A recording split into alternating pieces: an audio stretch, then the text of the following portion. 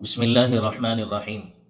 رحمت عالم صلی اللہ علیہ وسلم معمول کے مطابق فجر کی نماز کے لیے مسجد نبوی تشریف لے گئے۔ حضرت جویریہ رضی اللہ تعالی عنہ اپنے گھر میں معمول کے مطابق نماز فجر پڑھ کر ذکر و اذکار میں مشغول ہو گئیں۔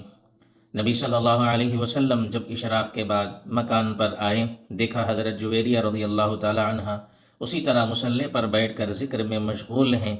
نبی صلی اللہ علیہ وسلم نے کہا، اے جویریہ، کیا تم ابھی تک اسی حالت میں بیٹھی ذکر کر رہی ہو جس حالت میں صبح کی نماز میں تم کو چھوڑ کر گیا؟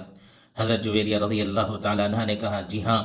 آپ صلی اللہ علیہ وسلم نے ارشاد فرمایا، میں نے اس دوران 3 دفعہ 4 کلمات ایسے کہیں جو تمہارے دن بھر کے ان اذکار پر بھاری تھے۔ وہ کلمات یہ ہیں: سبحان اللہ و بحمدہ عدد خلقہ ورضا نفسہ وزینت عرشہ ومداد کلماتہ۔